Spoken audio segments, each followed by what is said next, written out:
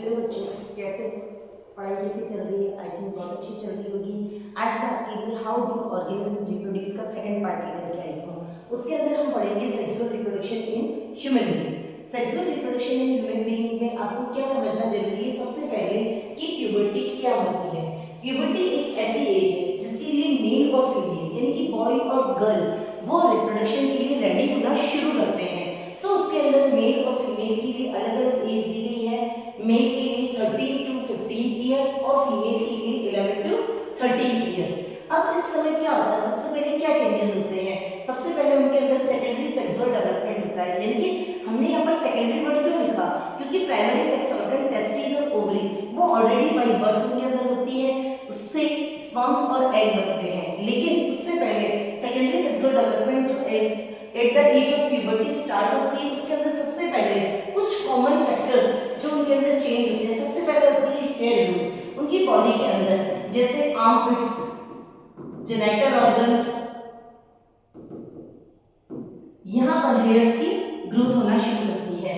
Secondly उनकी legs पर, hands पर सब पे हेयर की ग्रोथ होती है। उसके अलावा स्किन जो होती है वो ऑयली होना स्टार्ट करती है। उसी की वजह से इस एज के अंदर पिंपल्स यानी कि एक्ने होना शुरू होते हैं। उसके बाद इसके अंदर कुछ चेंजेस ऐसे भी होते हैं जो मेल और फीमेल में अलग अलग होते हैं।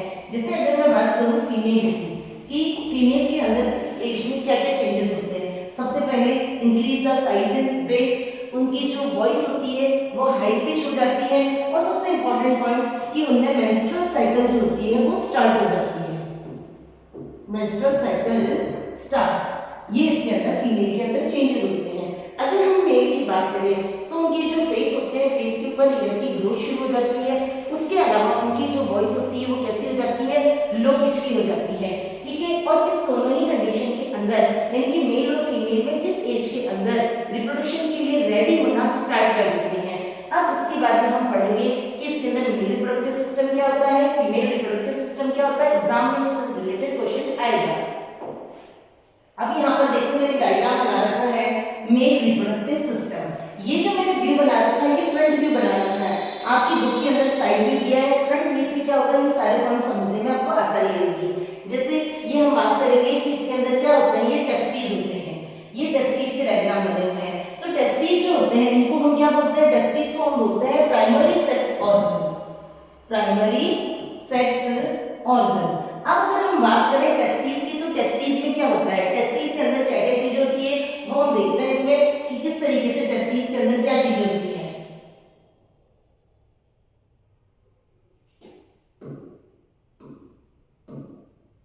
अगर हम बात करें टेस्टिस की, फर्स्ट पॉइंट कि टेस्टिस को हम क्या बोलते हैं? इसको हम बोलते हैं प्राइमरी सेक्स ऑर्गन। टेस्टिस में क्या होता है? Formation of sperms. Formation of sperms.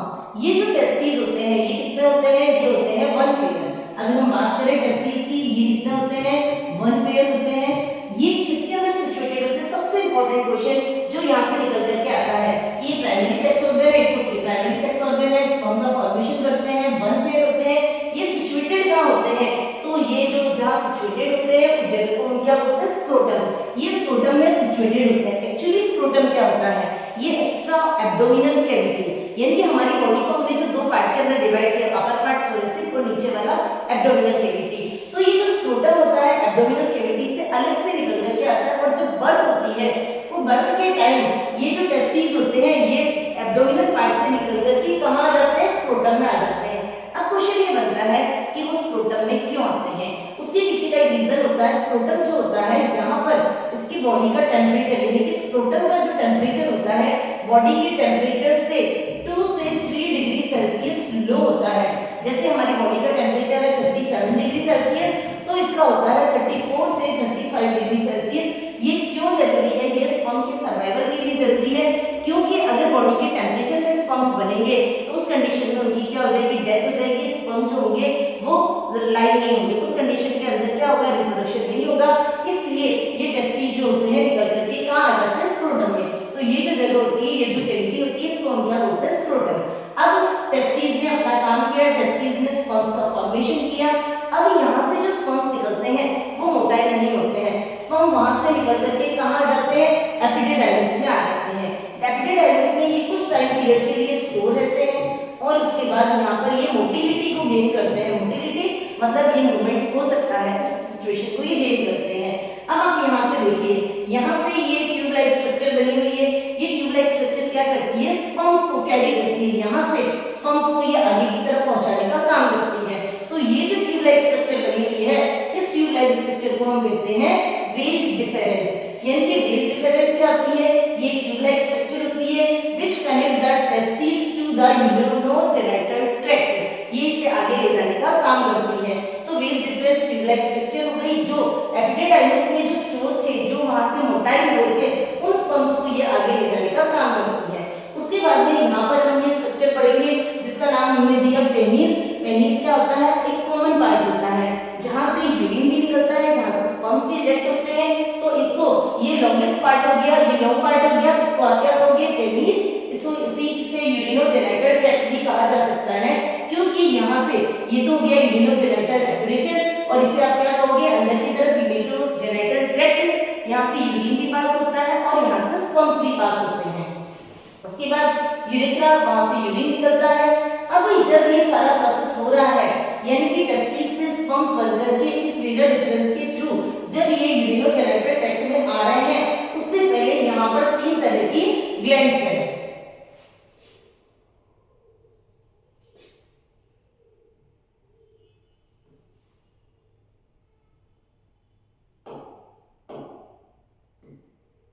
ये देखिए, यहाँ पर 3 ग्लैंड्स बनी हुई है। एक तो बनी हुई है सेमिनल वेसिकल, ये रही सेमिनल वेसिकल। उसके बाद ये नीचे की तरफ ये बनी हुई है प्रोस्टेट ग्लैंड और ये लास्ट में बनी हुई है कॉपर्स ग्लैंड, जिसे बल्बोयूरेथ्रल ग्लैंड्स भी बोलते हैं। 3 तरह की ग्लैंड्स जो होती है, ये होती है मेल रिप्रोडक्टिव सिस्टम में। कौन-कौन सी होती है, सेमिनल वेसिकल। यहाँ से क्या होता है, एक फ्लूइड निकलता है। इस फ्लूइड के अंदर क्या होता है, इस फ्लूइड के अंदर फ्रक्टोज होता है। ये फ्रक्टोज क्या करता है, इसको न्यूट्रिशन प्रोवाइड करता है। उसके साथ ही ये जो प्रोस्टेट ग्लैंड होती है, ये भी क्या करती है, मिल्की फ्लूइड को रिलीज करती है, मिल्की फ्लूइड रिलीज करती है। ये दोनों मिलकर के क्या बनाते हैं, सीमेन का प्रोडक्शन करते हैं, जो स्पर्म्स को कैरी करते हैं। उसके बाद आती है कॉपर्स ग्लैंड। ये कॉपर्स ग्लैंड जो होती है, ये इसे लुब्रिकेशन प्रोवाइड करती है, लुब्रिकेशन प्रोवाइड करती है। इस तरीके से ये जो मेल रिप्रोडक्टिव सिस्टम, आपको इन सारे पॉइंट्स के अंदर एक्सप्लेन करने हैं, यानी कि testis, scrotum, epididymis, vas deferens, penis, urethra और ये सारी glands, seminal vesicle, prostate, Cowper's gland और लास्ट में आपको बताना है कि स्पर्म्स क्या होते हैं। यानी कि अगर हम बात करें कि हमने क्या-क्या चीजें पढ़ी थी इसके अंदर, देखिए मैंने आपको पढ़ाया था टेस्टिस। टेस्टिस क्या थे, 1 पेयर थे। क्या बन रहा था यहाँ पे formation of sperms, formation of sperms. उसके बाद में आप इसे क्या कहोगे, primary sex organ, sex organ. अब यहाँ से जो स्पर्म्स का फॉर्मेशन होता है, वो निकल करके कहाँ जाते हैं, वो यहाँ से जो स्पर्म्स निकलते हैं वो मोटाई स्टेज में नहीं होते हैं, यहाँ से निकल करके ये जाते हैं एपिडिडाइमिस में। यहाँ पर ये कुछ टाइम के लिए स्टोर होते हैं और ये मोटाई कंडीशन के अंदर चेंज हो जाते हैं। फिर एपिडिडाइमिस से ये कहाँ जाते हैं, ये जाते हैं वेज डिफरेंस में। वेज डिफरेंस में, वेज डिफरेंस क्या होती है, एक ट्यूब लाइक स्ट्रक्चर होती है। ये ट्यूब लाइक स्ट्रक्चर क्या करती है कि स्पर्म्स को यहाँ से एपिडिडाइमिस से कहाँ ले जाती है, यूरिनोजेनिटल ट्रैक्ट तक लेकर के जाती है। अब यूरिनोजेनिटल ट्रैक्ट जो होता है कॉमन ट्रैक्ट होता है, जहाँ से यूरिन और स्पर्म्स दोनों निकलते हैं। इसके रास्ते के अंदर 3 ग्लैंड्स आती है। उन तीनों ग्लैंड्स का नाम मैं आपको बता देती हूँ, जिनको आपको याद रखना है। Number 1 seminal vesicle, number 2 prostate gland और नंबर 3 कॉपर्स ग्लैंड। जब ये यहाँ से स्पर्म्स पास आउट होते हैं, तब ये फ्लूइड रिलीज करती है। इस फ्लूइड जो रिलीज करती है उसका नाम होता है सीमेन। इसके अंदर क्या होता है, फ्रक्टोज होता है, क्योंकि हमें पता है कि फ्रक्टोज, ग्लूकोज ये सब क्या करते हैं, एनर्जी देते हैं। तो वो जो स्पर्म मूव हो रहा है उसको ये एनर्जी प्रोवाइड करने का काम करते हैं। उसके बाद में प्रोस्टेट ग्लैंड जो होते हैं, यहाँ से मिल्की फ्लूइड निकलता है, और ये जो कॉपर्स ग्लैंड होती है ये लुब्रिकेशन प्रोवाइड करती है। इस तरीके से आप इसको लास्ट में आप बता सकते हो कि स्पर्म क्या होती है। ये होते हैं मेल गैमेट, ये होती है एक सेल, सिंगल सेल होती है, और इसके अंदर जो नंबर ऑफ क्रोमोसोम्स होते हैं वो कितने होते हैं, वो हाफ होते हैं। क्यों? क्योंकि ये गैमेट का काम करते हैं। उसके बाद में ये हमारा मेल रिप्रोडक्टिव सिस्टम हो गया। अब हम पढ़ेंगे फीमेल रिप्रोडक्टिव सिस्टम। ये देखिए female reproductive system. Female reproductive system में क्या बना हुआ है, ये देखिए इसके अंदर क्या बना हुआ है, ये यूटेरस बना हुआ है। यहाँ से दो तरफ ट्यूब लाइक स्ट्रक्चर निकली हुई है जिनको हम बोलते हैं ओविडक्ट। ओविडक्ट का ही दूसरा नाम होता है फैलोपियन ट्यूब। अब यहाँ पर ये देखिए ओवरी। तो अब जैसे हमने बात की थी मेल रिप्रोडक्टिव ऑर्गन के अंदर टेस्टिस की, तो वहां पर टेस्टिस क्या था, वो प्राइमरी सेक्स ऑर्गन था। सेम यहीं पर ये जो है ओवरी, ये क्या है, ये है primary sex organ. Primary sex organ for female. ये फीमेल के लिए प्राइमरी सेक्स ऑर्गन का काम करती है। यहाँ पर क्या बनते हैं, एग बनते हैं, और जब यहाँ से एग रिलीज होता है, एग रिलीज होता है तब ये फिमरी, ये जो फिंगर लाइक स्ट्रक्चर्स बनी हुई है इसको हम बोलते हैं फिमरी। ये फिमरी क्या करती है, इसे कैच कर लेती है, कैच करके इसे किसमें डाल देती है, ओविडक्ट के अंदर डाल देती है। ओविडक्ट से होता हुआ ये जब यहाँ ओविडक्ट के अंदर चल रहा होता है तब स्पर्म जो आया था वो स्पर्म यहाँ पर फ्यूजन हो जाता है। यानी कि आपके पास अगर एक क्वेश्चन बनता है कि where is fertilisation of male and female gamete, fertilisation of male and female gamete, male और फीमेल गैमेट का फर्टिलाइजेशन कहाँ होता है, तो ओविडक्ट यानी कि फैलोपियन ट्यूब में होता है। उसके बाद जब ये फर्टिलाइजेशन हो गया, फर्टिलाइजेशन के बाद क्या बनता है, फर्टिलाइजेशन के बाद बनता है जाइगोट, और इस जाइगोट के अंदर जब सेल डिवीजन होता है तो ये मोलुलर स्टेज में आ जाता है, और यहाँ पर आकर के क्या हो जाता है, इम्प्लांटेशन। यानी कि वो जो डेवलपिंग एम्ब्रियो होता है, डेवलपिंग एम्ब्रियो का इम्प्लांटेशन कहाँ होता है, यूटेरस में। तो यूटेरस में आकर के अब यहाँ पर क्या होता है, जब इम्प्लांटेशन होता है तो इनके बीच में कनेक्शन बन जाता है, उस कनेक्शन का नाम होता है प्लेसेंटा। कनेक्शन किसके बीच में बनता है, डेवलपिंग एम्ब्रियो और मदर के वॉर्म के बीच में, यूटेरस को वॉर्म भी बोलते हैं, उसके बीच में कनेक्शन बनता है, उस कनेक्शन का नाम होता है प्लेसेंटा। अब ये प्लेसेंटा का क्या काम होता है, प्लेसेंटा डेवलपिंग एम्ब्रियो को न्यूट्रिशन प्रोवाइड करता है, न्यूट्रिशन प्रोवाइड करता है, रेस्पिरेशन के लिए ऑक्सीजन प्रोवाइड करता है, और साथ ही वो जो वेस्ट रिमूव करते हैं यानी कि एक्सक्रीशन, इन तीनों का काम कौन करता है, प्लेसेंटा करता है।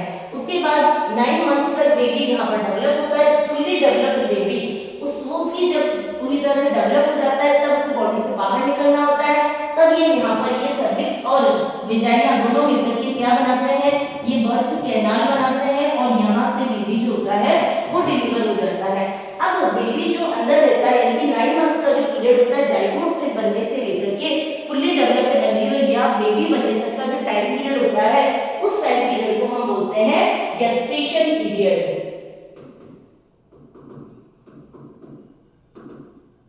Gestation period. तो यहाँ पर आपको डिस्क्राइब करना है कि जो ये ओवरी होती है, ओवरी क्या होती है, प्राइमरी सेक्स ऑर्गन होती है, क्या प्रोड्यूस करती है, ये प्रोड्यूस करती है एग्स को प्रोड्यूस करती है। एग क्या होते हैं, ये फीमेल गैमेट होते हैं।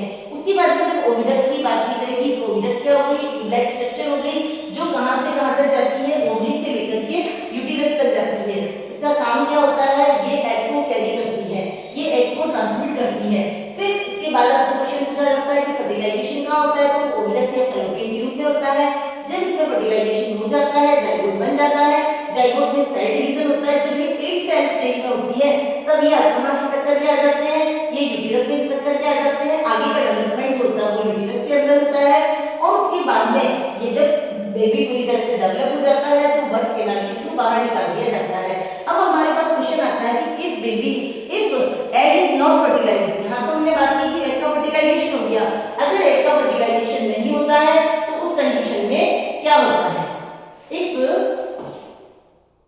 एग इज नॉट फर्टिलाइज्ड, अगर एग का फर्टिलाइजेशन नहीं होता है तो एग जो होता है वो ब्लीडिंग के थ्रू बॉडी से बाहर निकल जाता है, उसे बोलते हैं मेंस्ट्रुअल साइकिल। ये एवरी 28 डेज में ये साइकिल रिपीट होती है। और एक और चीज पूछी जाती है आपसे, ओव्यूलेशन। ओव्यूलेशन का मतलब होता है release of egg, release of egg, यानी कि ओवरी से जो एग का रिलीज होता है वो कब होता है, वो 14th डे पर होता है, मेंस्ट्रुअल साइकिल के 14th डे पर होता है। और ये जो मेंस्ट्रुअल साइकिल चलती है ये चलती है 2 to 7 days according to person. इस तरीके से मेल और फीमेल का जो रिप्रोडक्टिव सिस्टम है वो मैंने आपको कंप्लीट करा दिया। इसके नोट्स आपको उसके मेरे Telegram channel biology by KGM पर मिल जाएंगे। अब इसके आगे देखिए, जब मेल और फीमेल रिप्रोडक्टिव सिस्टम हो गया, अब इसमें से जो बनते हैं मेल गैमेट को हम बोलते हैं स्पर्म, और जो फीमेल गैमेट होता है इसको हम बोलते हैं एग। इन दोनों का फ्यूजन होता है, फ्यूजन होने के प्रोसेस को हम बोलते हैं फर्टिलाइजेशन, यानी कि fusion of the male and female gamete is known as fertilisation. Fertilisation के बाद जो सेल बनती है उसको हम बोलते हैं जाइगोट। जाइगोट जो होती है ये फर्स्ट सेल होती है। अब इसके अंदर क्या होते हैं, रेगुलर सेल डिवीजन होते हैं, और सेल डिवीजन के बाद में क्या बन जाता है, एम्ब्रियो बनता है। एम्ब्रियो जब पूरी तरह से डेवलप हो जाता है तो उसे हम कहते हैं फीटस, और फुल्ली डेवलप्ड बेबी जब डिलीवर होता है तो उसे क्या कहा जाता है, उसे कहा जाता है बेबी। और डिलीवरी ऑफ द बेबी के लिए जो वर्ड यूज करते हैं वो वर्ड यूज करते हैं हम पार्ट्यूशन। पार्ट्यूशन मतलब डिलीवरी ऑफ द बेबी। इस तरीके से हम मेल और फीमेल रिप्रोडक्टिव सिस्टम को कंप्लीटली पढ़ लेंगे। फिर उसके बाद में हमारे पास आएगा अगला topic menstrual reproductive health.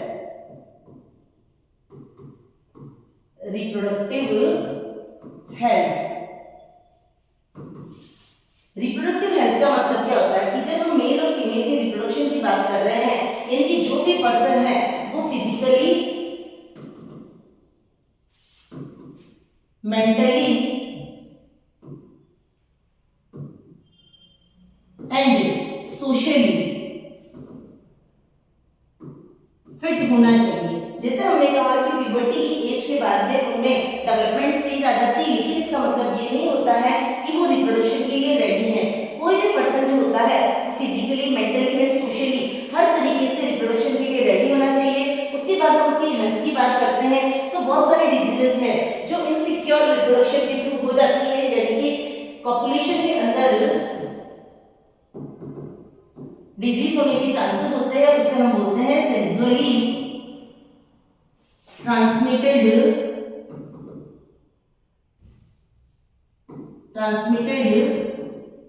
Disease, जिसे इन शॉर्ट कहा जाता है एसटीडीज। यानी कि जब अनसेफ रिप्रोडक्शन होता है, अनसेफ पॉपुलेशन होता है, उस कंडीशन के अंदर डिजीज होने के चांसेस होते हैं, जिन्हें हम बोलते हैं सेक्सुअली ट्रांसमिटेड डिजीज। इसके लिए रेस्पॉन्सिबल हो सकते हैं बैक्टीरिया, रेस्पॉन्सिबल हो सकते हैं, इसके लिए वायरस रेस्पॉन्सिबल हो सकते हैं, और जो सबसे इंपॉर्टेंट वायरल डिजीज जो इसके अंदर है वो हम पढ़ेंगे एड्स।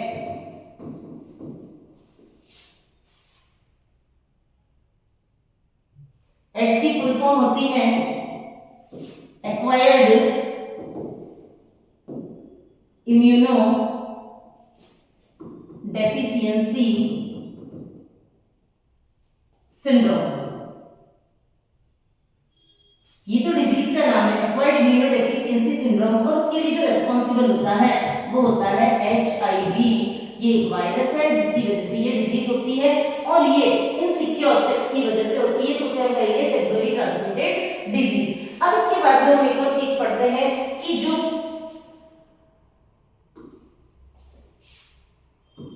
गैप बिटवीन चिल्ड्रन, कि चिल्ड्रन के अंदर गैप किस तरीके से रखा जा सकता है। तो इसके अंदर हम कुछ मेथड्स पढ़ेंगे। उसके अंदर हम पढ़ेंगे बैरियर मेथड, उसके अलावा हम पढ़ेंगे केमिकल मेथड,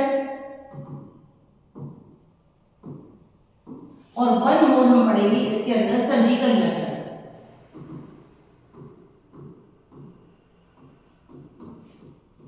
वेरिएंट मेथड के अंदर कॉन्ट्रासेप्टिव्स यूज किए जाते हैं,